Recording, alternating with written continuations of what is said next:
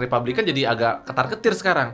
Karena tadi musuh kan bahkan sampai ada komentar tadi si Trump bahkan yang sempat marah-marah kayak dia bilang gue boleh minta ganti rugi nggak sih? Republikan pingin selalu membawa ini jadi isu kultural gitu kan, it's a culture war gitu kan.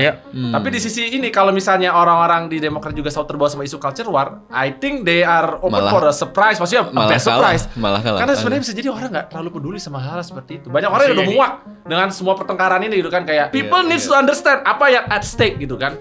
Kalau nanti kejadian dan lain sebagainya, orang itu yang menurut gua paling nggak Kamala Harris tidak populernya dia. Kalau lu bandingin taruh di sebelah Trump, dia akan jadi debater luar biasa. Banyak orang yang dibully kan Kamala Harris juga nggak bagus debat dan lain sebagainya. Semodel kayak. Iya, tapi lu taruh Trump di sebelahnya, siapapun lu taruh di Trump akan jadi emas.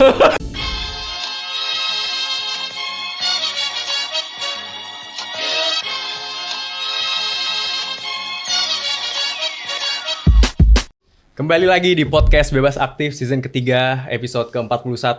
Ada gue Raffi, ada Ikhlas, ada Mas Sofwan. Dan kali ini kita kedatangan tamu spesial langsung dari Amerika. The capitalist lawyer. The capitalist lawyer dan pengamat The Capitalist State, country. the capitalist country, The Capitalist Country, the land of freedom, land of the free. Kita sambut Mas Pramudia Oktavinanda. Selamat datang di podcast. Selamat datang. Halo, terima kasih udah diundang nih. Seorang yang sangat vokal, terutama soal politik Amerika dibanding sama politik negaranya sendiri kayaknya. Iya, sebagai lawyer dan ahli undang-undang ITE, lebih baik kita mau komentari yang di luar aja. Pemahaman yang betul undang-undang ITE. Kelihatan udah pernah menguliti UU ITE, jadi lebih hati-hati. Sangat. Nah, Mas Pram ini kalau lihat dari Twitternya @pramoktavi ini sangat vokal ya terhadap politik Amerika, terutama dalam isu-isu belakangan yang sangat banyak akan kita bahas di episode kali ini. Semoga dalam sejam kita bisa cover ya. Insya Allah.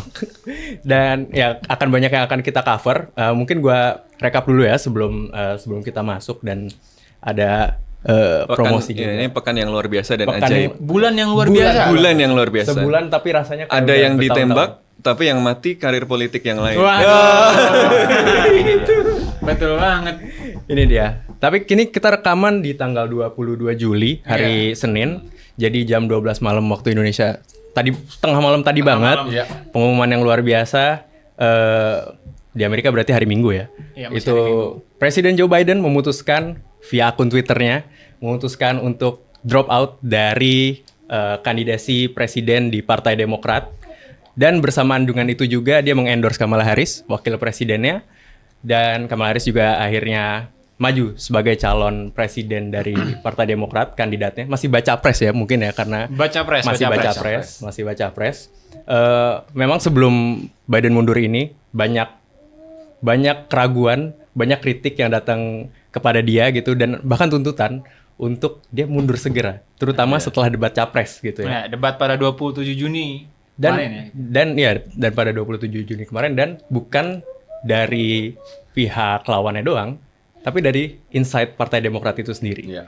Dari komentator-komentator politik juga, termasuk para donor yang udah mulai kelimpungan ngelihat performa Biden di debat kemarin gitu ya. Dan ditambah lagi juga dengan peristiwa monumental dalam politik Amerika Serikat, di mana Donald Trump tanggal berapa itu ditembak ketika melakukan pidatonya, di mana telinga kanan atau telinga kiri? Di telinga kanan. Pokoknya di telinganya. Katanya kan dia gini. Kanan. Telinga kanan. Iya, kena kaca doang tapi katanya kan. Kena kaca doang. Di kampanyenya di Pennsylvania. Di kampanye di Pennsylvania, dan itu membawa semacam angin segar ke Partai Republik, karena Donald Trump baik karena penembakannya maupun simbol-simbol setelahnya, seperti simbol tutup kuping dan segala macam, plester kuping, itu membuat dia tampil sebagai hero gitu ya. Dan 2 hari setelahnya, peristiwa lagi, setelah ditembak peluru, Trump mengumumkan pilihan cawapresnya, Senator J.D. Vance dari Ohio. Seorang senator menjabat tahun 2023, masih 39 tahun. Masih lebih muda sedikit dari wapres kita ya kayaknya. Dan seminggu kedua Lebih tua sedikit. Bahkan lebih tua sedikit. 39 kan? 39. Lebih tua sedikit. Lebih tua. Tapi ini kita 40. IPK-nya berapa ya? Waduh. Oh enggak. Udah dibahas dibawa lagi ke sini. Oh iya. Ya cuma nanya doang. Dan sampailah kita di hari ini 22 Juni. Betul. Mr. Biden 22 Juli Mr. Biden memutuskan untuk mundur dan mengendorse Kamala Harris. Itu sekian rekapnya. Kalau ada yang miss, kita akan tambahan selanjutnya. Tapi sebelum kita masuk, teman-teman boleh follow podcast ini, Podcast Bebas Aktif di Spotify. Subscribe juga kita di Kontekstual di YouTube. Sosmed kita di @kontekstualcom di Twitter dan Instagram. Dan jangan lupa juga support kita di Traktir. Di terakhir. Ada di link bawah ini. Link di bawah ini traktr.com/ ada di bawah ini. Gitu. Mungkin Mas Pram ada yang mau dipromosikan? Ah, nggak ada. Udah cukup terkenal. Udah cukup famous. Tidak ada insentif untuk promosi. Masih ingat dulu ya cost benefit analysis kita ya. Wah, ada sejarah ya. Ada sejarahnya. Ada sejarah nih dulu. Oke, masuk ke pembahasan gitu ya. Banyak yang terjadi, tapi kelas, how would you sum up semua kegilaan di politik Amerika sebulan kurang terakhir? Ya, Apa impresi lu? Kalau kata banyak yang beredar gitu kan, kita terutama buat yang milenial dan Gen Z ini banyak mengalami episode sejarah gitu dalam hidup ini, kayak episode sejarah kesekian di tahun ini yang gua amatin gitu, karena banyak sekali kejadian yang unprecedented gitu kan, kayak Joe Biden mundur, Trump ditembak. Itu memang bukan pertama kali in American history, itu both is not the first. Not in our lifetime ya sebenarnya. Not in our lifetime juga, tapi buat for our generation it's the first, dan mungkin Mas Sofwan dan Mas Pram juga. Itu kan Apa maksud lo? Nggak ada tendensi Secara- kita. kita kan- satu generasi.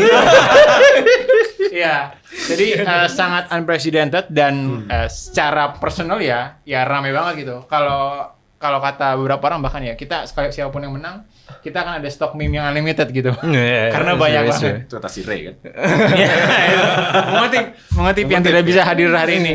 Nah, tapi ya kalau dalam konteks pemilu 2024 Amerika Iya. itu sangat Perlu ditegaskan ya ketika ngomong pemilu 2024 Amerika. Ngomong Amerika. hakim konstitusi Amerika.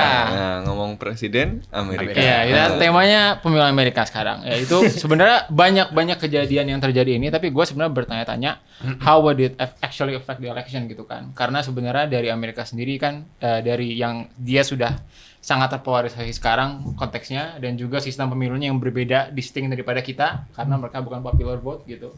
Jadi menurut gue yang mungkin jadi topik utama salah satu perdebatan kita di sini itu terkait itu, gimana tiga highlight gitu ya di dalam sebulan ini bisa mempengaruhi dinamika pemilu di Amerika gitu. Mas Pram, this is crazy even for American politics, right? Iya. I mean this is days where decades happen, right? Iya. Exactly. This where the kids happen. Days where decades happen, iya. Mungkin kalau sedikit background ya, kenapa ya gua yang bener real. I mean satu, ini lucu gitu kan buat kita kan. Tapi Ya, buat ini gua lucu. sendiri ketika gua memperhatikan Amerika dan sebagai lulusan di sekolah di Amerika dulu kan S2 S3 gua di sana, gua juga ngelihat bahwa Amerika tuh kita butuhkan untuk tetap menjaga kestabilan.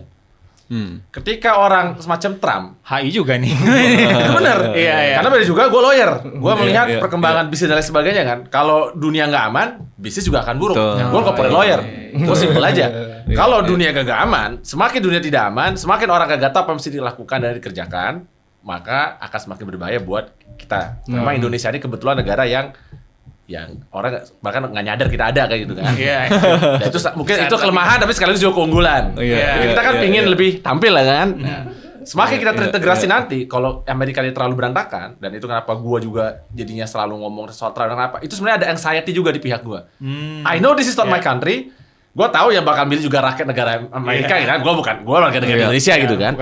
Tapi there is a lot of anxiety di dalam pikiran gua karena kalau sampai Trump ini menang, gue udah bisa menduga akan ada banyak sorak-sorai dari aksis yang lain itu. Kita tahu kan Rusia, China, Iran. Iya. That will be a bad axis kan. Dan mau dibilang ini konspirasi dan sebagainya, it's just real gitu loh. Iya. Dan orang-orang nih, gue bingung kalau gue baca maksudnya dari apa yang dilakukan oleh Trump gitu, dari sudut pandang hukum gitu kan. Ini orang yang satu udah nggak pantas buat jadi nominee gitu kan ya. Itu satu. Dan yang kedua, banyak hal yang kalau kita lakukan tuh bahkan bisa dianggap pengkhianatan negara gitu kan. Ngomong sama memuji-muji negara lain yang maksudnya jadi musuh Amerika gitu kan, terus kedekatan dengan Putin dan lain sebagainya. Jadi memang memberikan anxiety yang membuat gue kayak, look, orang-orang di sana mereka harus bekerja keras karena unfortunately Amerika is not a very serious country. In terms bahwa, look, udah punya orang kayak begitu pun masih ada segitu banyak gitu kan. At least kayak kemarin 70 juta lebih orang kan yang milih dia di tahun 2020 betul, ya. betul. Iya kan? Itu banyak menurut Banyak. gua. Fakta bahwa ada orang yang mungkin ada sebagian kalau di public choice itu namanya Baptist and bootlegger gitu kan. Teorinya adalah kadang orang yang punya nilai moral yang berbeda sekalipun tapi bisa dipersatukan dengan kepentingan yang sama. Iya. Kalau dulu kasus Baptist and bootlegger itu adalah ketika ada pembatasan terhadap alkohol. Baptist adalah orang-orang yang secara religius percaya alkohol sudah dilarang. Bootlegger adalah bisnisnya penyeludupan yang merasa kalau bisnis alkohol itu dilarang dia akan jadi kaya. Both support the same idea bahwa harus ada alcohol ban. Walaupun alasannya 180 derajat berbeda. Dan this is what this is a real case dari textbook dulu kita belajar di public choice. Kejadian sekarang di Amerika.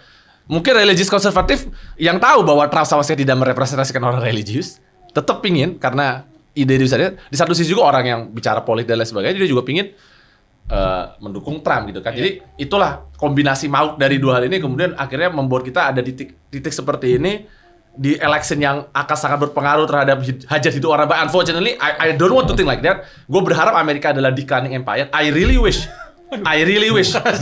Unfortunately, I don't see it like that. Gue nggak merasa mereka adalah declining empire. Bahkan kalau sampai mereka jadi declining empire, itu bahaya banget gitu kan. Jadi ini yang menurut gue kenapa jadi akhirnya gue jadi banyak banyak ngomong dan lain sebagainya. Debat soal declining empire tentu masih ongoing, tetapi yang jelas Amerika Serikat masih the biggest system in the international system, dan dengan demikian apapun yang terjadi di sana ya pasti berdampak ke semua orang gitu ya. Dan siapa presiden ya? Exactly. Dan ya agak lucu juga tadi ngelihat Amerika negara besar tapi ended up sebelum Biden mundur ya, calon presidennya adalah 2 orang cowok pria kulit putih tua yang waktu debat tuh ngomongin golf malah. Menurut gua itu satu-satu mungkin mereka bersemangat. Ya kan? Dibanding I'm gonna compete lah on the golf lah. Dibanding masalah-masalah substansi yang lain. Dan Joe Biden malah nyambung bahasan golf ya daripada bahasa substansi lainnya gitu. Nah, mending daripada salah nyebut Putin dan Zelensky gitu kan. Wah, tuh orang parah banget ya tapi. Dan makanya itu mundur gitu. Cuman sebenarnya kan banyak komentator setelah Biden mundur, banyak komentator yang memuji Biden. Biden mengutamakan kepentingan negara, kepentingan demokrasi. Akhirnya dia mundur dan dia menahan egonya untuk nggak maju lagi sebagai calon incumbent gitu. Tapi untuk counterpoint gitu ya, kan sebenarnya Biden awalnya resisten. Bahkan dia dicalonkan in the first place, awalnya kan nggak gitu rencananya. Dia bilang mau 1 periode aja. Akhirnya dicalonkan, gafnya dia itu kan bukan waktu debat doang gitu. Dan dia awalnya resisten, gue masih kuat, gue masih bisa. Abis debat yang parah banget itu, dia kan muter-muter interview dan macam-macam walaupun scripted ya. Tapi katanya dia kalau masih pagi masih bagus. Tapi kalau udah lewat jam 4 sore itu kayaknya bukan Biden ya, Mas. Itu ada, itu baca. Iya kan? Itu bukan Biden, Mas. Ada artikelnya. Dia memang mau lebih banyak istirahat. Which is sebenarnya nggak masalah juga sih. Cuman sebenarnya yang mungkin membuat orang kemarin panik itu sebenarnya bukan isu ini ya. Kan dia selalu ngomong kayak dia tuh ada stutter dan lain sebagainya. Tapi ketika kita ngelihat video-video dia dari masa lalu, dia bahkan nggak bandingin gitu ya. He's not stuttering. Dan waktu itu ketika dia lagi berantem sama tim Ryan ya, kalau nggak salah ya. Ya tim Ryan. Paul Ryan, sorry. Waktu itu tahun 2008 Cawapres, waktu dia Cawapres. berarti kan. Dia ngebantah itu orang. He's a really good debater. Ketika kita ngeliat itu, this is not a stuttering guy. Dan kalau kita lihat beberapa debat dia kayak yang di apartheid itu kan, itu keren banget. He's really good itu. Bahkan sampai ada orang bilang seandainya ini 2008-2012 yang muncul adalah dia, Trump cannot do anything against it. Jadi memang like it or not, bahwa mungkin fakta bahwa dia udah tua lah. Dia udah tua memang gini. Jadi kalau orang bilang kan, kalau gue juga pernah nulis bahwa ada 2 hal ketika lo menjadi pemimpin. Satu adalah your ability to lead. Tapi before we speak about your ability to lead, your ability to be elected. Banyak orang yang meragukan bilang Biden mungkin gak masalah untuk masalah leading. Ya kan, mungkin orang kadang susah ngomong. Gue aja kadang susah ngomong. Maksudnya dalam artian kadang gue blablabla gitu kan, atau susah gitu kan. It's okay gitu. Cuman masalahnya sebelum lu bisa ngelit, lu bisa elected atau enggak? Ini kadang masalahnya hal yang berbeda gitu. Enggak selalu dimiliki oleh orang yang sama. Ada orang-orang yang memang bagus banget buat kepilih, tapi kagak bisa mimpin. And we've seen that so many cases, right? Gitu kan. Tapi benar. Di mana itu ya? Tapi dari sini juga ada orang yang sangat bagus memimpin, tapi ketika disuruh ngomong dan lain sebagainya, enggak. Kalau kita lihat debat kemarin lah, misalnya debatnya apa yang sama Trump gitu kan. Ya, memang pada saat dia ngomong kelihatan kayak orang ini kayak udah mulai susah gitu kan ya, ada beberapa terpotong dan lain sebagainya. Trump mungkin kelihatan lebih meyakinkan, tapi masalahnya yang diomongin sama Trump, ya isinya sebenarnya juga orang-orang yang sakit jiwa juga gitu. Orang juga udah, ya kan dia ngomongin shark, dia ngomongin apa namanya Hannibal Lecter gitu kan, yang orang berteori kenapa sih orang suka banget ngomongin Hannibal Lecter ketika dia ngomongin asylum.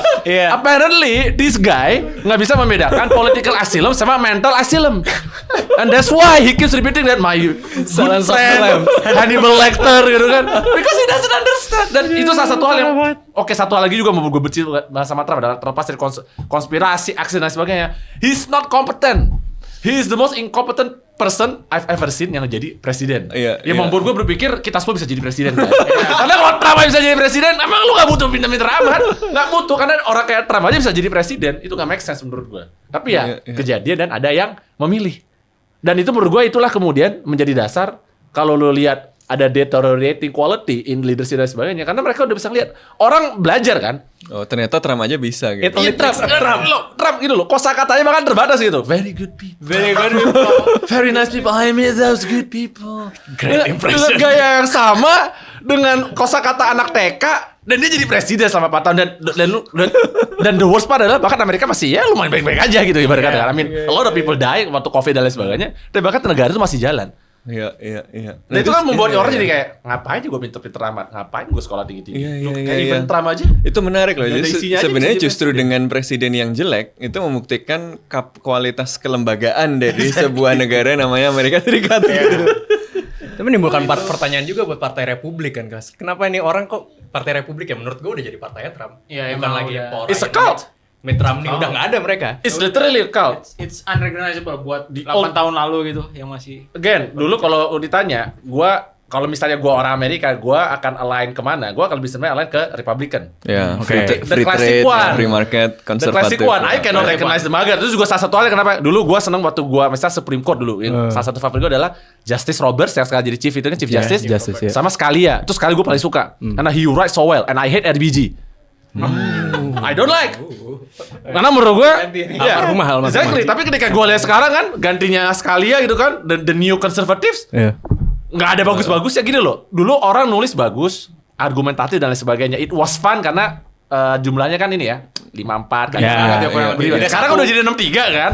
There is no more pretense of law. Itu yang membuat hati gue paling hancur tuh sebenarnya. Karena itu gue benci banget sama Trump. Karena dengan dia kemarin menang, terus dia bisa nunjuk 3 orang hakim langsung. Supreme Court, the institution that I love so much ya kan. Ibarat kata kalau gue pergi pilgrimage itu, gue pergi pilgrimage itu ke US, itu ke Supreme Court. Gue ke Washington nangis di depan Supreme Court. Literally gue nonton videonya, lihat the mural, gue nangis. Karena gue sebagai lawyer, I love law so much. Terus tiba-tiba sekarang gue ngeliat baca putusan-putusan sekarang hancur banget. Udah nggak ada pretense lagi bahwa this is no longer law, is just politics. Gitu kan? Law is politics. Waduh. I hope not. Gitu kan? As a lawyer, sebagai orang yang percaya sama ilmu hukum, yang gue sering tulis, gue nggak percaya bahwa hukum adalah segala politik, bahwa hukum sangat berpengaruh politik. It's okay. Tapi tapi untuk bisa supaya hukum nggak cuma politik, memang tadi harus ada berimbang. Betul. Supaya orang jadi berargumen lebih banyak. Kalau sekarang ketika dia udah tahu, gue mau nulis ayam itu sapi ibarat kata, I can make that as a law karena gue punya jumlah orang cukup untuk bilang ayam itu adalah sapi ibarat kata begitu. So I cannot do anything against it gitu kan. Jadi udah gak ada lagi pentingnya argumen. Itu gue baca putusan-putusan udah kayak kemarin tiba-tiba Trump dikasih immunity kan. Terus that's another unprecidented. Look, as a lawyer, That's crazy. ada banyak kasus ya kalau Gas tabrak konstitusi. Enggak ada ya. sebenarnya bukan. Ada beda sedikit. Malah konstitusinya yang diubah. Karena kalau di Amerika itu adalah banyak hal konstitusi gini, apa dokumen hukum paling tua di dunia? Magna Carta, bukan? Sorry, nomor 2 dokumen hukum nomor 2 paling lama yang bertahan paling lama. Nomor 1 Quran. Kan nggak bisa berubah. Oh, oke. Tapi nomor 2 bertahan paling lama sampai sekarang masih berlaku adalah Konstitusi Amerika Serikat. Dan itu udah nggak berubah-berubah. So a lot of isi dari Konstitusi Amerika itu adalah banyak kalimat-kalimat yang ambigu, banyak kalimat-kalimat butuh penjelasan lebih lanjut. Ada tafsir. Ada tafsirnya. Dan para penafsirnya itu adalah Supreme Court. Dan kalau kita bicara di Amerika, Supreme Court is the law. Jadi apa yang mereka omongin itu adalah hukumnya. Nah, kemarin ada banyak kasus yang again karena isu Trump versus Biden jadi banyak nggak kebahas. Dan I don't think we should discuss it now karena itu isu benar-benar isu murni legal. Cuma tadi yang mungkin terkait adalah tadi yang tiba-tiba dia dikasih immunity kan. Yang padahal hakim-hakim udah bilang he should not get immunity. It's a unanimous case di di DC gitu ya. Tapi ketika dibawa ke Supreme Court ternyata mereka bikin teori baru lah, ada official act sama unofficial act ya kan. Ya kemudian orang bilang kalau misalnya Trump pakai teori itu, dia bahkan bisa ngirim orang SEAL number 6 Navy SEAL 6 untuk ngebunuh musuhnya dan kemudian dia akan bebasin dari tanggung jawab. Makanya kan takut banget kan. Sehingga ketika kita lihat putusan itu apa yang terjadi? Yang terjadi adalah presiden akan sangat bergantung sama karakter. Kalau dulu paling nggak orang masih takut, ya kan kalau gue melanggar hukum itu kan gue melakukan satu tindakan gue akan dipidana dan lain sebagainya. Sekarang we really nih presiden ya beneran bagus, beneran baik lah ibarat kata kan. Have a good character, have some decency. Karena kalau nggak, gue bisa jadi diktator on day one. And no one can prevent me from doing that. Dia udah bilang jadi diktator on And day he one. already said that. Dan bahkan kemarin gue baca di Twitter ada orang kayak I want a dictator which does not make any sense for me. Kalau lu merasa, karena kan banyak Republikan itu kan pingin apa, kalau gue lihat kan kayak pingin rasa sebagai laki-laki yang jantan dan maskulin gitu kan ya. Mohon maaf, tapi nggak ada laki-laki jantan dan maskulin pingin menundukkan diri pada seorang diktator. Kalau gue datang situ, lu bukan cowok maskulin. Itu lu mungkin tipikalnya ada tuh fetisnya. Beta. Bukan beta, itu ada fetisnya itu. Kakol. Ya, C-U-C-K. Kak. Kan lu seorang kakel. Kenapa? Karena lu memang pingin diri lu disiksa, lu pingin diri lu ditundukkan sama orang lain. Yang lebih dominan. Yang lebih dominan gitu. Dan itu bukan Trump lagi. Dan itu Trump lagi gitu. From all the guy, why do you use this fat guy gitu loh. And I feel so free and liberated, right? This fat ugly guy. Gitu kan? Inilah indahnya free speech dari First Amendment di Amerika Serikat. Tenang, gak bakal ada yang Bakal ada. Aman-aman, ini lawyer yang ngomong. Sebagai lawyer gue bisa menjamin ya aman. Semua komedian di US lebih parah sama makanya gitu. Lebih parah. Kita bahkan cuma ngomong Trump is a fat ugly guy. That's it. It's okay. Iya, orange hair. Orange hair. Orang juga. Oh my god. Stress. Iya. Wow, oke. Dan sejelek-jeleknya Trump, approval rate-nya atau keterpilihannya sebenarnya masih lebih tinggi dari Biden kan? In several swing states kan, Nah, yang membuat orang donor Demokrat itu deg-degan terus kan. Dan akhirnya Biden memutuskan mundur baru sekarang, baru setelah berapa lama, setelah banyak tuntutan-tuntutan. Mas Sofwan, menurut Mas Sofwan, apa kalkulasinya, ada yang berubahkah dari kalkulasinya? Apakah debat merubah kalkulasi? Apakah itu penembakan Trump yang membuat berubah? Sebenarnya kan memang wacana Biden untuk diganti sudah agak lama ya. Walaupun tadinya cuma kasak-kusuk di belakang saja karena Biden dan timnya masih cukup dominan ya namanya presiden kan, dan timnya relatif dominan. Banyak laporan-laporan soal tim Biden tidak mau mendengarkan saran kan dari luar. Ya dari dalam Demokrat sendiri gitu ya. Dalam banyak hal pokoknya dia in charge, dia merasa bisa gitu ya, dan akhirnya masih jalan terus. Tetapi menurut saya kemudian ya ketika debatnya dimulai, kemudian kelihatan beberapa kesalahan fatal itu ya, yang tadi yang terutama misalnya nyebut Zelensky jadi Putin itu kan. Itu setelahnya. Itu setelahnya itu pas pidato NATO. Ya, Tapi banyak gap. Tapi anyway banyak peristiwa-peristiwa yang dalam rangkaian itu dia kemudian hilang, yang sebenarnya bukan hal yang baru dan sebenarnya sudah banyak concern kan dari dulu, tapi tadinya nggak didengar. Tapi ketika race-nya secara de facto mulai dan dia jadi spotlight, ya kan kebuka betul dan kelihatan betul gitu ya. Ditambah lagi, walaupun sebenarnya tadi kalau dibilang penembakan Trump itu momen yang luar biasa, sebenarnya nggak dampaknya ke elektabilitas kan sebenarnya. Ya gitu-gitu aja kan. In hindsight. Saat itu kita mikir tapi menang nih. Ya, tapi ini apa ya? Jadi Anda tidak setuju dengan Dino Patijalal. Jadi It's just too fast, man. Just too fast. Ya, jadi lebih ke ini.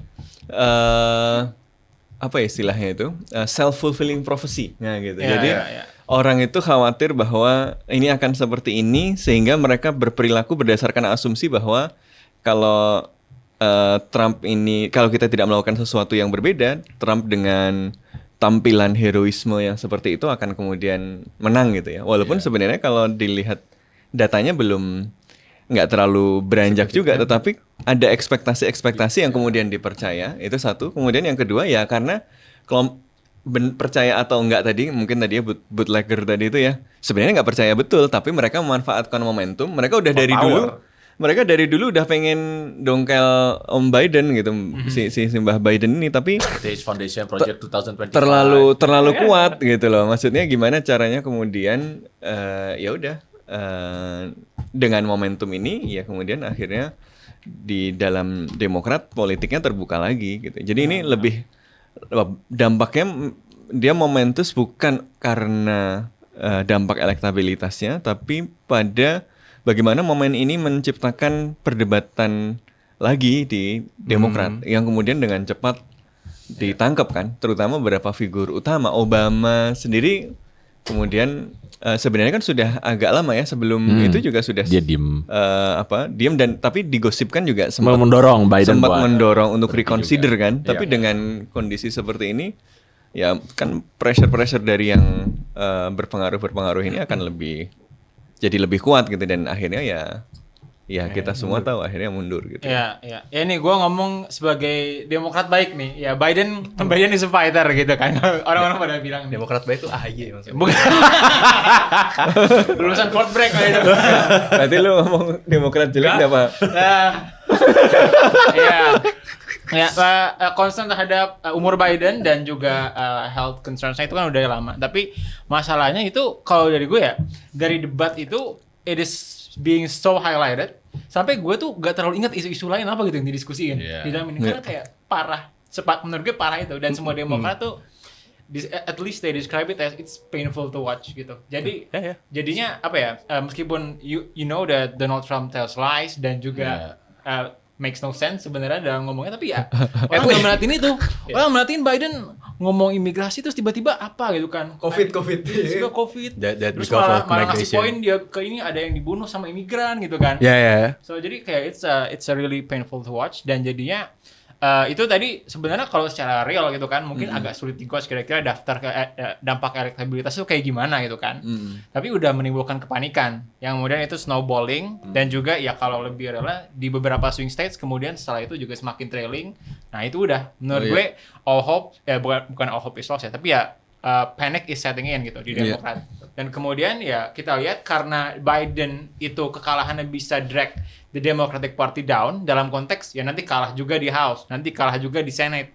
Nah itu kan menyangkut pada posisi orang-orang semuanya gitu yang lain gitu. Buat mereka yang punya posisi di House, buat mereka yang punya posisi di Senate, ya mereka juga nggak mau dong kalah gara-gara Biden tetap jadi nomininya gitu.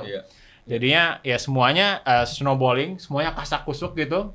Di dalam Partai Demokrat gitu, semuanya tadi nggak cuma Obama, kan kita lihat justru yang itu contoh aja. Ya, justru yang kingpinnya kan kayak Nancy Pelosi, kayak Chuck Schumer gitu kan. Nah, kemudian justru bergerak sangat aktif sehingga akhirnya ya Biden meskipun dengan close circle-nya masih bertahan dengan semua delegates yang dia punya gitu. Tapi dilihat ya the pressure is already unbearable gitu. Karena ngaruh ke yang lainnya. Iya, dan lihat respon apa platform Demokrat kan kayak New York Times gitu, isinya semuanya langsung menyambut positif.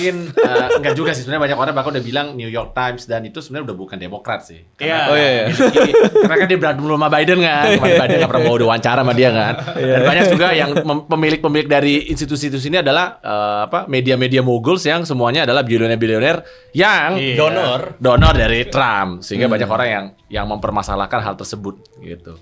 Ini ngomong-ngomong, kenapa bilioner itu pada suportif ke Trump ya, termasuk Elon Musk dan macam-macam. Ini kan orang-orang tax yang breaks lah, paling nggak apa sih gitu aja. Apa sih Apa hal yang paling kita nggak suka di dunia ini kan pajak. Harus bayar, mahal lagi bilioner. Dan apalagi tech bro Bayar gitu pajak kan. nggak aja? Kalau udah bayar pajak, pasti nggak seneng karena mahal.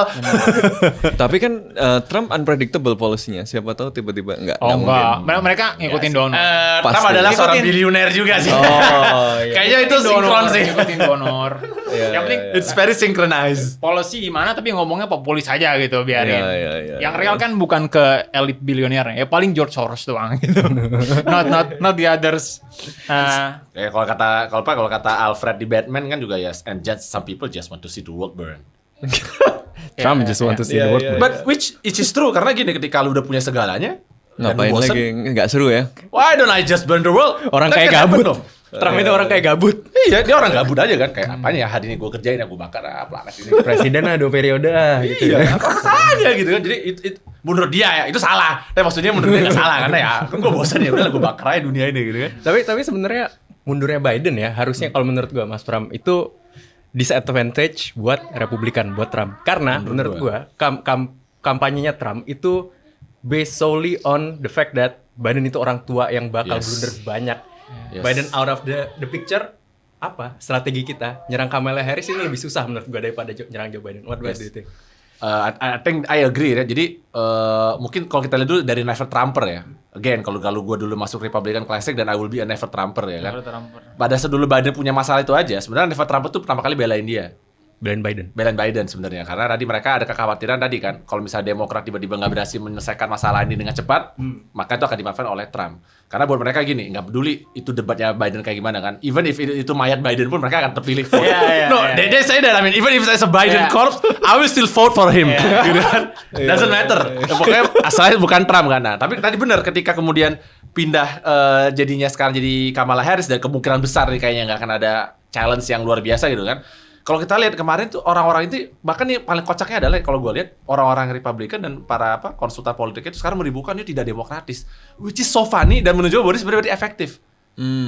Karena orang-orang itu ketika di komen, enggak ini nggak demokratis nih, apaan nih bicara demokrasi tapi prosesnya tidak demokratis, makanya dia meribukan kayak apakah secara hukum jadinya nanti Demokrat tidak bisa taruh kandidatnya di ballot. Betul. Gue udah baca juga tadi quick analysis dari election law professor dan mereka bilang it's not a legal issue dan itu bahkan harusnya nggak masalah. Kenapa? Karena memang Demokrat sampai dengan detik ini belum menentukan siapa nomininya. Ya, belum convention. Jadi ibarat kata belum ada capres ya sebenarnya. Ini baru baca pres doang. Baca pres mah terserah aja. Itu kan lu bisa diundang, disuruh duduk di kafe dan kemudian nggak keangkat. Bisa juga kan?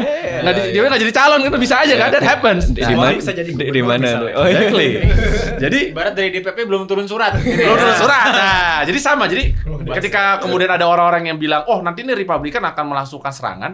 Karena kemarin Mike Johnson itu sudah sempat ngomong tuh mungkin nanti akan ada legal challenge tuh kalau tiba-tiba Biden diganti. Tapi karena tadi election law professor gue baca beberapa artikel bilang no, it won't happen karena mereka belum ada nominee. Jadi kalau misalnya kayak kayak Trump udah sulit tuh karena dia udah jadi nominee resmi gitu. Dia akan diserahkan di ballot. Tapi kalau belum ada sah-sah aja dan itu tadi makanya banyak sekarang tadi lu bilang banyak Republikan jadi agak ketar-ketir sekarang. Karena tadi musuh kan bahkan sampai ada komentar tadi si Trump bahkan yang sempat marah-marah kayak dia bilang gue boleh minta ganti rugi nggak sih? Gue udah bikin ads menghina Biden semua. Sekarang gue jadi nggak bisa pakai. Boleh nggak tuh ganti rugi? Itu adalah menurut gue adalah perwujudan sejati dari Trump. I can understand his feeling kayak anjir, gue udah ngeluarin banyak duit, gue ngeluarin modal, tiba-tiba sekarang gak diganti. Dan itu kemudian juga banyak orang yang bilang kenapa Biden nunggu selama ini? Karena itu strategi Biden, dia nunggu sampai Trump bikin nominee resmi, tunggu sampai di akhirnya karena dia merasa yakin menang, dia pick orang yang literally gak qualified kayak GD Vance, yang sebenarnya gak akan menambah. Kenapa banyak orang waktu itu seperti orang bilang kenapa sih pilih GD Vance? Of all people, kenapa dipilih GD Vance? Karena dia karena dia udah yakin segitu yakinnya dia bakal menang. Gue gak butuh menggait orang-orang lain lagi, gue cuma butuh orang yang nurut sama gue. Jadi GD Vance akan nurut 100% sama dia.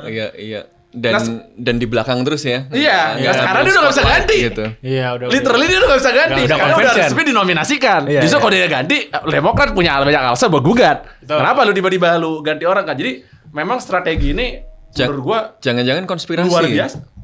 Loh, memang dari awal Biden jangan-jangan memang mau mundur. Bisa tapi kemarin gue bahkan baca ada yang nulis kayak ini semua sebenarnya udah direncanakan sebagai plan. Kenapa mereka bikin demo duluan?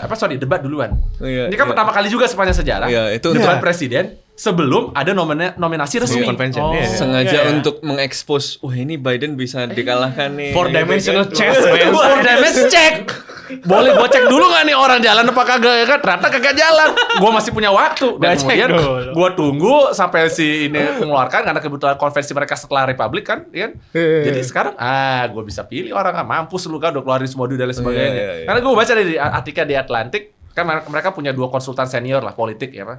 Gue pada cowok sama cewek ibu-ibu tua sama bapak-bapak gitu yang jadi konsultan politiknya Trump lah dan menang lah 2 tahun 2016 dan mereka kesel juga. Mereka mengakui kesel dan mereka have to do a lot of change of plan. Karena kan dulu serangan mereka adalah kandidat ini terlalu tua ya kan nggak bagus dan sebagainya. Which is now I will be using that against you right. This is the oldest guy. Udah muncul sekarang banyak di Twitter kan ya. This is the old guy. delusional, udah blabbering gitu kan. Which is emang juga blabbering, cuman gini aja, blabberingnya kebetulan sedikit lebih baik daripada Biden. Blabberingnya pede. Tapi blabberingnya pede, tapi kan Walaupun bohong sih, bohong. tapi bahkan bohong itu masih inilah, karena bohong kan biasa orang bisa bilang, wah ini bisa kita ada fact check, tapi kita tadi ngomongin Shark dan Hannibal Lecter itu yang udah bener-bener gak nyambung. Dia udah ngomong tuh udah kayak dia emang udah ngomong maunya dia kayak kayak kakek-kakek kesepian. Iya, Kan? iya, iya. Terus ngajakin lu temen ngobrol, temenin Iya, om betul, dong betul, ngobrol gitu kan. Istrinya aja kan bahkan nggak mau kan. Kemarin aja kan lihat nggak di Republican Convention kan pas Melania muncul kan dia kan, hah ada Melania di sini kan. Oh gue bayar berapa kemarin? Udah kebayar belum ceknya gitu kan. Ibarat katakan sampai Melania mau datang karena dia she never show up. Never show up. Only on that occasion, dan bahkan mukanya gue sempet juga lihat videonya pas Kid Rock lagi ngisi dan tuh kayak jelek gitu, terus Melania tuh kata mukanya kayak gitu. Dan dia bahkan udah gak menyembunyikan itu gitu loh, kayak literally gak mana dibayarin gue cek gue, I will go after this. Jadi sekarang dia mau bener-bener kayak menurut gue dia kena jebakan Batman, dan kalau Demokrat bisa main ini dengan sangat bagus, I think all the analysis yang dari sebelumnya mungkin ya berubah total sih. Oh wow. Benar. Berubah total. Senjata Tapi- makan senjata makan. Bisa jadi Tapi senjata makan. sangat optimistik tapi. Nah, ya, it's reading of an optimist menurut gue gitu ini. Kalau gue mungkin yang lain karena kebetulan tadi ada juga yang bilang ada ini kayak historical parallel juga sama Lyndon B. Johnson dulu kan Iya. di Oke. 1960-an akhir. Dia kan akhirnya nggak jadi secret election juga Yes. karena ya banyak cuman dia Vietnam nggak sih? karena perang Vietnam, Perang Vietnam, dan dia ya. dan dia jadi unpopular candidate dan waktu itu ya akhirnya dia drop out juga meskipun di bulan Maret gitu jadi jauh banget. Sekarang kan udah di akhir Juli. Ya. Nah, cuman karena akhirnya pada akhir itu calon dari Demokrat tuh Herbert Humphrey kalau nggak salah itu Harusnya dia kan Robert Kennedy. iya harusnya Ted Tapi dia Kennedy ketembak. kan. Ya. Mati ditembak. Nah, Jadi ini kekumpul semua nih cerita yang mirip ini kan. Masih balik kayak ketembak sekarang ini. Tapi dulu Robert Kennedy masih sukses kebunuhnya masalahnya. ya, ini nggak sukses. Nah, tapi karena dia itu tidak bisa mendiferensiasi dalam isu yang paling matters buat Democratic voters pada waktu itu yakni perang Vietnam, akhirnya dia tetap kalah sama Richard Nixon gitu kan. Iya. Nah, sebenarnya gua nggak draw this is an exact parallel, tapi maksudnya apakah kemudian sekarang kan Biden juga unpopular karena foreign intervention juga kan, karena foreign policy-nya di Israel, Gaza terutama. di Gaza gitu kan. Nah, itu kan bagian dari kenapa unpopularity di antara Democratic voters. Termasuk juga di pivotal states di mana ada puluhan ribu pemilih muslim yang dia bisa Ya.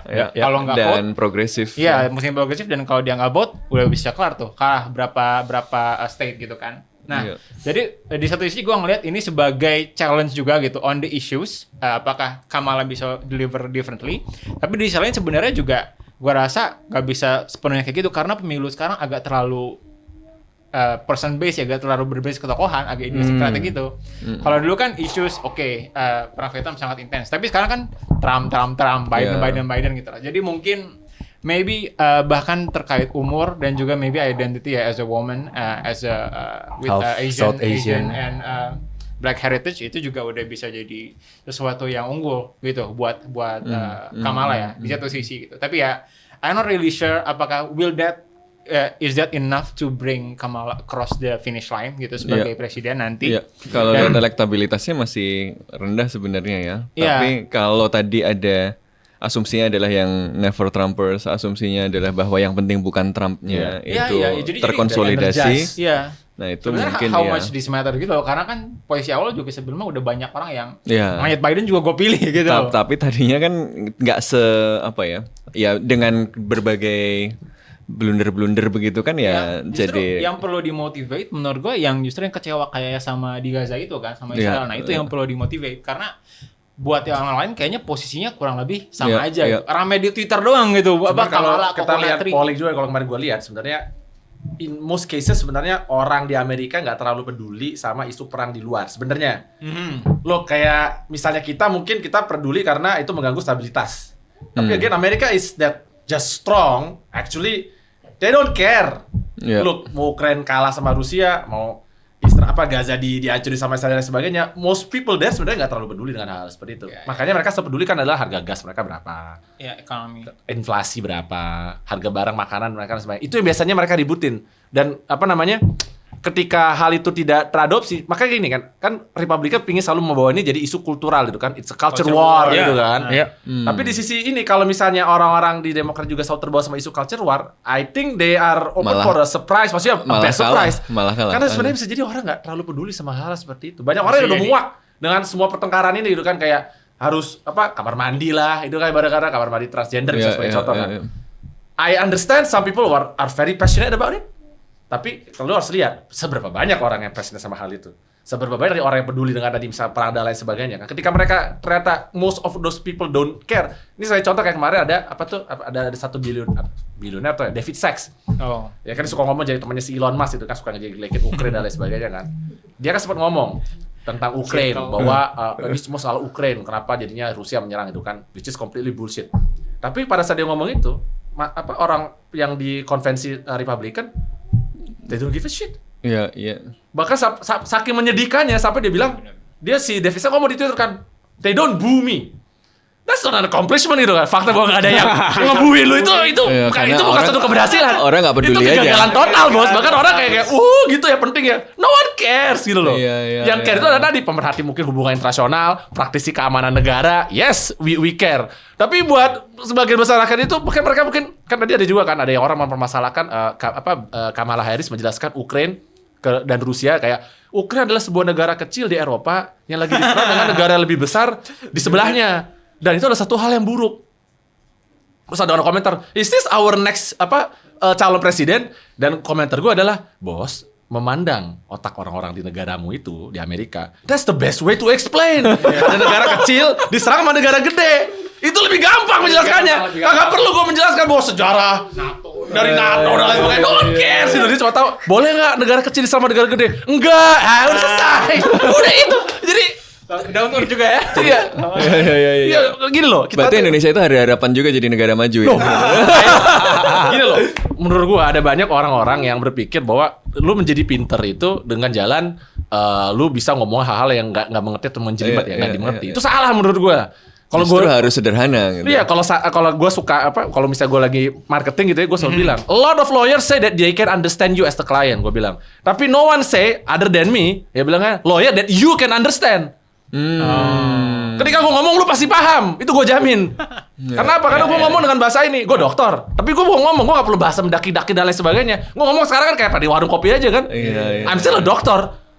Tapi bukan berarti kemudian gue jadi harus ngomong dengan jadi ya secara bahasa NATO gitu. Nggak perlu kayak begitu jadi orang gitu.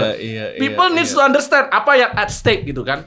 Kalau nanti kejadian dan lain sebagainya, orang harus, itu yang menurut gue paling nggak Kamala Harris tidak populernya dia. Kalau lu bandingin taruh di sebelah Trump, dia akan jadi debater luar biasa. Sesuai, banyak orang yang dibully kan, Kamala Harris juga nggak bagus debat dan lain sebagainya. Semodel kayak. Iya, tapi lu taruh Trump di sebelahnya, siapapun lu taruh di Trump akan jadi emas. Karena Trump juga udah nggak bisa ngomong, satu-satu lawan dia pakai Trump. Bukan relative deprivation, tapi he needs Biden untuk bisa menang. Dan itu kenapa konsultan politik udah nulis, Bang. Gua udah bikin seluruh serangan gua ke Biden karena gua tahu he's a frail old man. Gua gak peduli dia orang baik. Gue gak peduli apa dia sampaikan itu benar. Gue gak peduli dia presidennya efektif.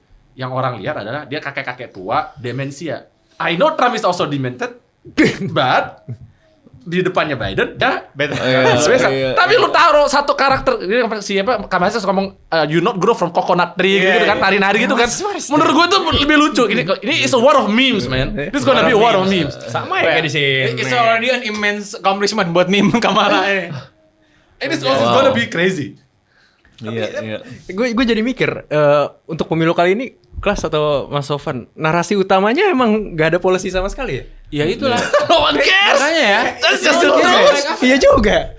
Oh iya. In general no one cares kalau menurut gue karena sebelumnya kan COVID, right? Iya. Iya. Tapi sebenarnya orang juga nggak peduli kan. COVID-nya kan lebih kepada nyalahin atau nyalahin siapa di lockdown.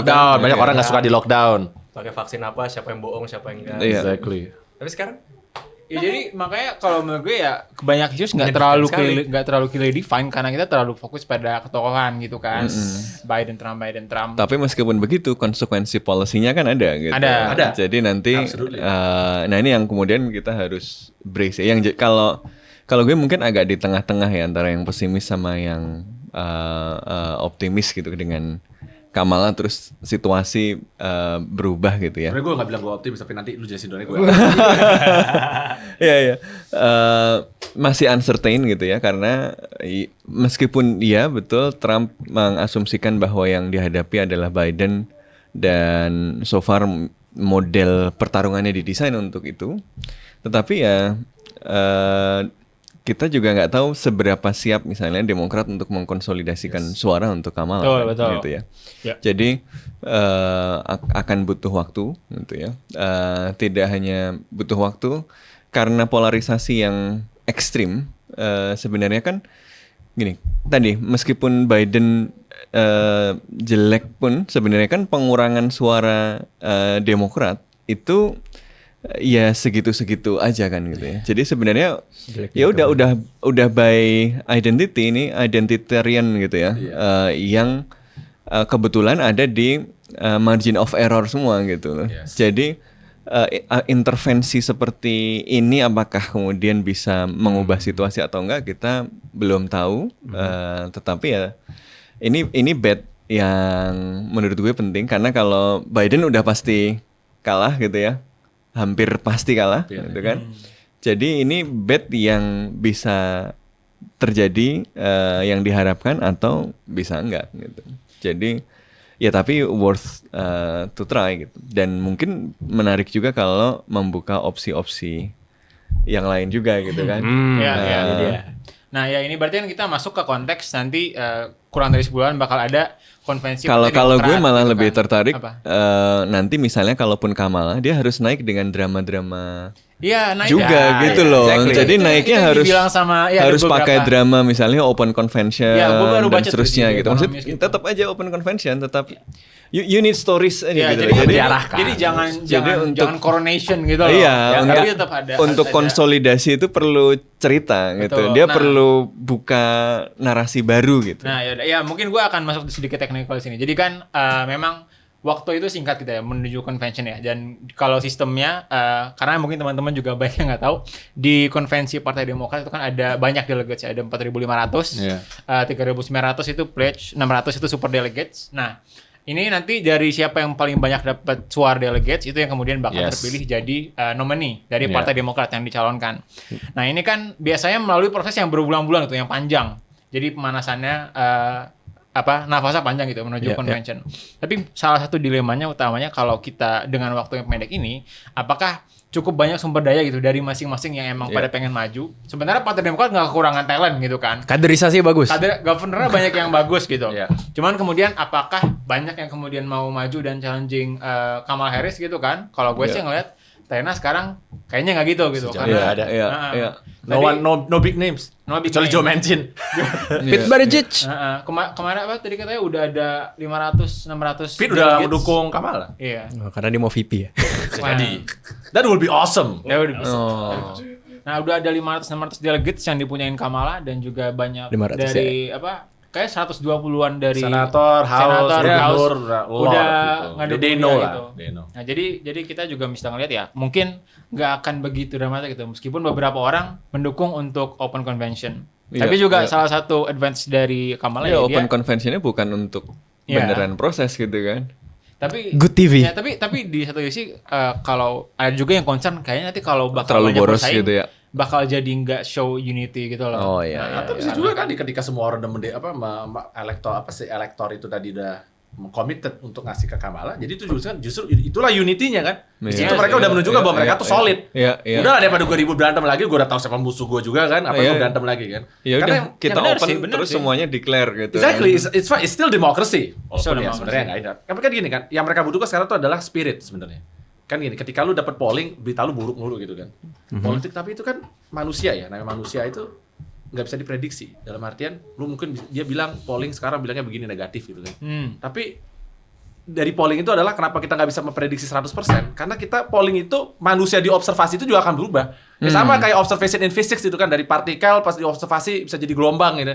Manusia apalagi jauh lebih kompleks ibarat kata begitu kan. Jadi ketika dia baca polling ada orang yang contoh gini, dulu ada dalam kelas public choice, gue pernah bikin contoh. Misalnya dulu kayak talent American Idol. Udah lama banget sih American Idol season 2. Gua nggak tahu. Wah, capek. Saking memorable buat gua. Delon kayak Iya, Delon, iya, Delon. oke. Enggak, dulu di Amerika dulu. Iya, iya. Ruben Studdard versus Clay Aiken ya. Itu menunjukkan bahwa gue udah tua. Apa namanya? Di situ Ruben Studdard itu adalah dulu penyanyi yang suaranya paling bagus. Ibarat kata udah nggak mungkin kalah. Tapi dia hampir kesingkir. Karena sedemikian banyak orang yakin dia bakal menang. Sampai ngapain gue voting lagi? Iya, No one showed up. Ngapain no one show up? Nah itu contoh. Nah, itu. Si Simon dulu gue pasti kenal. Inilah contoh. Kalau misalnya lu udah begitu yakin, akhirnya nggak ada orang yang show up. That's why you need to vote. Akhirnya call gitu kan. Dan itu juga sama. Teori yang sama dalam public choice tadi sebagai contoh juga sama berlaku dalam kasus kayak gini. Yang sekarang orang lihat kalau di Demokrat paling nggak dia butuh orang basis membuat orang itu kembali bersemangat kayak oke, I can still win this. Mobilisasi. Mau mobilisasi. Nah, karena begitu ini kan masalah vibe ya. Begitu spirit lu udah kayak gua Vibe-based politics. No, unfortunately that's the truth. Karena Iya. ketika lu udah neck to neck, maka siapa yang paling banyak bisa menggerakkan umatnya, Iya. dialah yang akan menang. There's where policies matter karena yang mau menghabiskan tenaga untuk memobilisasi adalah aktivis-aktivis. Ya. Dan aktivis-aktivis ini Narrow meskipun the population. electorate itu mereka nggak peduli sama policies, mobilisator ini kan peduli gitu. Yes. Jadi ya itu gitu. Makanya penting untuk memastikan Dan ya kita mereka lebih mendengarkan concern dari Dan kalau kita lihat timnya kan, dari- ada orang juga komentar kan, lihat presiden itu gak cuma lihat individu, mereka selalu kan, see also the team behind that guy, Iya. ibarat kata gitu kan. Iya. Gue gak terlalu khawatir misalnya kalau presidennya gimana pun tuh orangnya, tapi timnya gue percaya. ya Karena beda deh kan, seperti gue bilang, kadang you don't have to be a good leader, you just need to be good enough to be elected. ya Then at least you make sure you have a good team to support you. ya Then it's fine. selanjutnya kasih tim aja gitu. Iya, udah lu ketawa-ketawa lah pimpin dan lain sebagainya. I don't care. Tapi kalau lu di belakang lu isinya membuat gua khawatir, orang Trump sih belakang gua sih tidak memberikan gua. Iya, Ini sih iya, iya. Bunch of yes men ya. Dan, Oh my dan God. akan lebih ngeri lagi karena dia declare juga karena pengalaman di Iya, di, dia udah 2016. di persekusi kemarin kan dia hanya akan memilih orang-orang yang yes loyal. man. Dia udah bilang literally gua nggak mau lagi ada orang yang kritis. Gua cuma mau orang Betul. yes man. Which is Dan why itu- he picks defense. Iya iya. The real Dan nggak- true grifter, orang penipu G defense yang akan ngomong apapun untuk bisa memenangkan apapun. Iya iya. Dan nggak cuma VP, termasuk No, everyone. seluruh Timnya. ke ke apa birokrasinya juga akan It's a cult, begitu. man. It's a Wow. cult. Itu akan menarik sebenarnya kalau kejadian tapi too risky. Oh my god, no. No. American Decline dari kayak itu. Bukan gini, kalau ibarat kata dulu Samkok gue selalu bilang kan, kenapa ada strategi 3 negara dulu? Iya. Karena kenapa dulu Xu Keliang bikin strategi harus 3 negara, harus ada Wei Wu sama Xu. Karena dia tahu kalau cuma ada satu aja yang menang, semua akan didominasi. 2 juga nggak sustainable. 3 Stable itu ya. akan stable. Yes. Makanya memang bener Amerika nggak boleh jadi Ada satu hegemoni. concert of Europe. Itu. Amerika nggak boleh jadi satu hegemoni. Gue juga nggak mau Amerika jadi satu hegemoni. That's dangerous. Tapi kalau Amerika pengen nggak ada, Rusia sama Cina akan menari-nari sama Iran. Iya. And Dan lebih that is ngeri not a lagi. world that I like. Iya. Menarik. Luar biasa. Let's go back to the convention. Tadi menarik karena idealnya, serunya, good TV juga buat kita di luar negeri ini. Untuk Open Convention, Obama mengendorse sampai sekarang ya Open Convention. Tapi Biden udah endorse Kamala Harris. The Clintons, Hillary dan Bill udah mengendorse Kamala Harris. Ya suara orang-orang petinggi-petinggi Demokrat ini penting lah di Amerika gitu. Jadi alurnya tuh kalau misalkan Kamala Harris ini bisa dapat yes dari pimpinan-pimpinan partai sebelum conventionnya udah formalitas saja. Iya. Dan kalau belum, artinya ada nama-nama baru, Partai Demokrat belum united Iya. gitu ya. Open convention, which is sebenarnya kalau dari nama-nama mungkin nggak Belum ada ya. nggak ada ya, tapi VP-nya Ya, yang ada contending VP ya. Iya. yang penting white as a cheesecake. Nah, itu everyone white as semuanya white as a cheesecake. It has to be white as a White cheesecake, man. from a swing state. Nah, Dan nama-nama itu ya, kalau yang gua lihat ada Pete Buttigieg, Gavin Newsom itu Governor of California. Senator Josh Mark Kelly. Shapiro, Joe Shapiro, Pennsylvania. Pennsylvania, swing state ya Pennsylvania. Iya, Ya, swing swing state. state. Senator Mark Kelly, Arizona. Mark Kelly Arizona dan Governor Gretchen Whitmer of Michigan Salah gitu. satu lagi Governor Siapa yang Kentucky, orang Demokrat juga. Kentucky siapa Itu ya? yang Andy Beshear bukan? Yes. Andy Beshear. Itu yang lebih dijagokan lebih banyak karena tadi Senator Mark Kelly dia senator kan. kalau sampai hilang takut suara Suara masih dia hilang. ya di sana. Andy Bishop tuh ada fotonya di Twitter, keluarganya putih semua, blonde semua. Yes, why does it cheesecake? Kalau Jess Why Shapiro, does it cheesecake? Jess Shapiro harusnya dengan namanya Yahudi dan katanya terlalu Yeah. pro Israel. Ya. So not good dengan kita kan mesti dapat suara-suara dari Michigan yang Muslim katanya kan. Benar. He would bring Pennsylvania though. Iya. There is a possibility, tapi kalau misalnya bisa dapat, karena Kentucky itu adalah negara yang, I mean, it's super red state, right? Iya, iya. Jadi Iya, itu, super red state. jadi ibarat kata kalau lo bisa dapat, and you cannot find a guy more white than that. Iya. Kayak ada orang, nggak, kayak ada orang bahkan bilang pas lihat foto dan sebagainya, this guy is designed dari, bahkan mungkin dari secara genetical level, this was designed to be VP of Kamala. Ya tapi kalau ngomongin itu kriteria yang harus dicari Kamala apa nih? Apa kriteria Iya. pertama putih, kriteria kedua gitu Nah, apa? itu that's the I mean kalau lu tanya gue pinginnya Pete.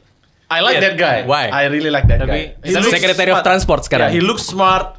Dia maksudnya gue bisa lihat ya, pinter nih orang gitu loh. Bentar.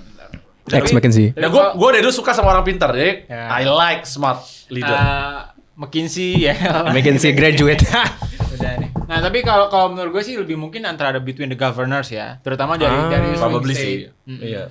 Tapi maybe not Gavin Newsom because that would be double Gak California. boleh katanya. Kalau gue baca ada aturannya kemarin Newsom bilang gak boleh ada dua state yang sama. Setahu Iya. gue.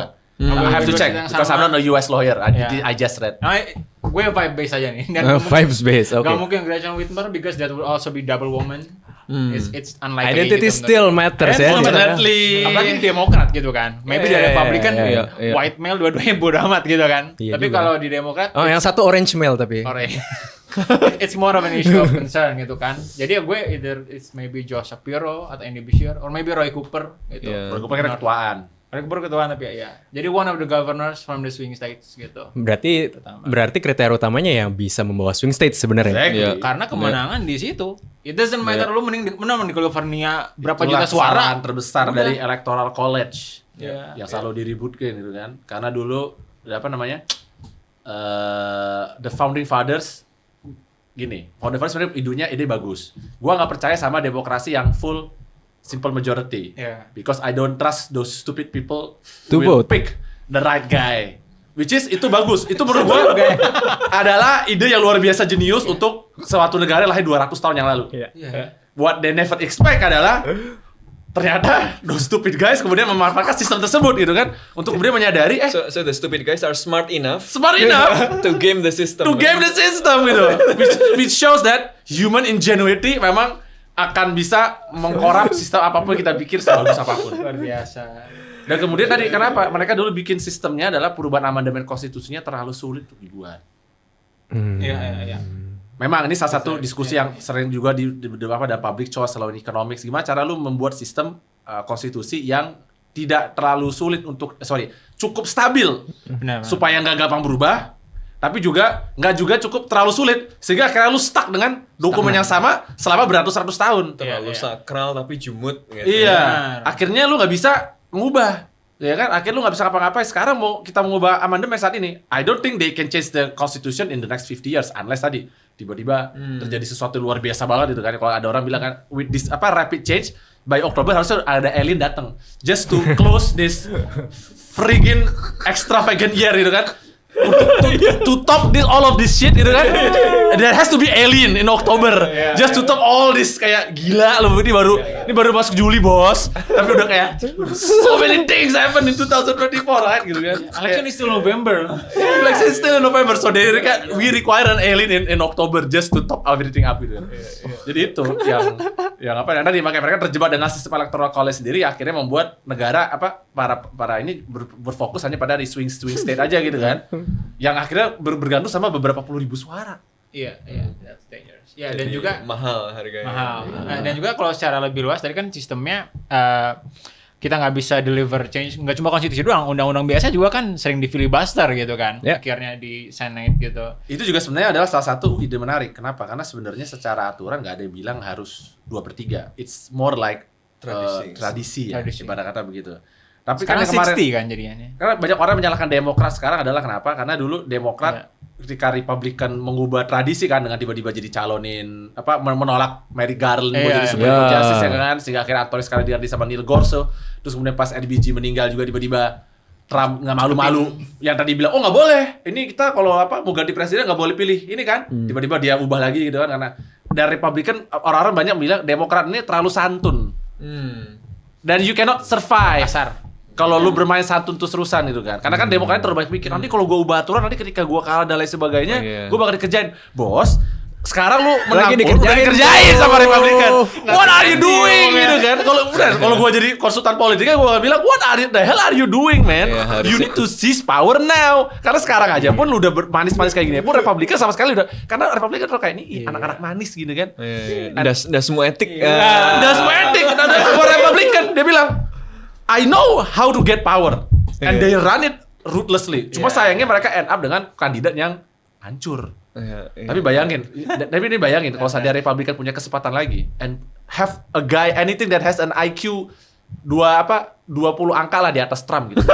It will be very dangerous. It will be very dangerous, percaya tak gue. Karena kalau gue jadi akan selesai, bukan terus. Kalau gue jadi lawyer di sekarang ya, I know how to design this shit gitu kan. Dengan pola sekarang, gue bisa bikin sistem yang akan memastikan Republikan akan jadi penguasa tuh selamanya. And I can do that. That's the beauty of law. I can make it happen gitu kan. Sekarang keberuntungan kita adalah karena Trump adalah kandidat yang benar-benar hancur. Tapi orang-orang di belakang dia yang udah punya plan dan lain sebagainya, mereka nanti ada kandidat sedikit lebih baik daripada Trump. Sedikit lebih pintar. GD Vance in 2029. I mean GD Vance sejajarnya dia lebih pintar daripada Trump. 20 digit. Gitu-gitu lulusan JD dari Yale Law School. Yale Law School sumbangsihnya banyak ya. Supreme Court Justice banyak, senator banyak. Sumbangsi yang agak-agak. So itu yang gua takutin sekarang. Ini Republikan lagi banyak, makanya kalau lu nggak tutup dia kuncinya sekarang nih, makanya ini this is a very important election karena kalau Demokrat gagal pivotal ya. Very pivotal. Satu-satunya pintu untuk menghentikan 4 tahun Trump itu gantinya, gue nggak bisa bayangin apa yang Republikan bisa lakukan begitu mereka trifecta mati sih gitu. Wow. Oke. Pertanyaan terakhir, the $1 trillion question gitu ya. Gue pengen nanya kalian bertiga satu-satu. Who do you think is gonna win in November? Dengan peristiwa-peristiwa yang telah terjadi, dengan mungkin kalian udah baca survei atau apa, mungkin dari Mas Sofwan dulu. Gitu. Wow, susah ya. Masih uncertain kemungkinan Kamala Buttigieg versus betting odds nih? Kemungkinan kalau gue gue sangat berharap tidak, tapi masih berat di Trump mungkin. Kecuali dalam waktu singkat ini tadi konsolidasi dan mobilisasi aktivis-aktivis yang bisa menggerakkan elektorat ini efektif. Tapi seberapa mampu? Nah itu kan pertanyaan. Jadi ini jawabannya sangat tergantung pada konsolidasi internal Demokrat. Bola dari Demokrat. Kalau kondisinya begini terus, tidak ada inspirasi baru, cuma ganti orang nama dan gantinya karena panik gitu ya, bukan karena strategik. Kalau tadi skenarionya apakah ini memang benar direncanakan? Kalau itu tadi yang benar adalah ini direncanakan dan memang menjebak Trump, menang gitu. Tapi kalau ini terjadi karena accident, kenapa baru sekarang karena Bidennya bebal, kenapa baru sekarang dan kenapa Kamala ya simply karena ya accidental aja semuanya, ini akan kalah gitu. Jadi masalahnya kita nggak tahu ini dua-duanya itu plausible gitu. Dua-duanya plausible. Ya apakah ini skenario, apakah ini atau apakah ini sesuatu yang muncul karena kepanikan yang tidak terkalkulasi. Tapi manapun dari kedua ini kuncinya pada kapasitas konsolidasi dan mobilisasi. Ya kalau menurut gue ya gimana ya, kalau misalnya kita balik ke internasional itu, maybe it's about time of American decline ya, sorry to say. Banyak orang ya yang paling populer Ray Dalio and everything else gitu. Let's see the world burn. It's just about time gitu loh gitu. Dan gue lihat mungkin it's very possible gitu kalau sejarah berulang gitu ya. Kalau gue bilang kayak yang LBJ dulu, yang kemudian kita lihat ini sangat idiosinkratik gitu orang-orangnya. Nah ini antara Trump, Biden, sekarang Trump, Kamala. Tapi the key winning states-nya tadi adalah ya tadi gimana kita bisa konsolidasi di Demokrat dan juga eke out ya a thin majority aja di beberapa states. Karena sebenarnya memang jaraknya sih toss up. Tapi ya itu apakah ada kapabilitas itu di Demokrat gitu kan? Historically suka sulit gitu di Demokrat gitu untuk bisa jadi partai yang solid, punya political machinery yang jalan gitu dan bisa kompak dalam waktu yang sesingkat ini gitu loh. Ya, kecuali tadi itu skenario tadi. Skenario. Sebenarnya udah direncanakan. Ya, Ya, nah, tapi kecil. gue Kecil sih. dunia nggak sebisa direncanakan itu.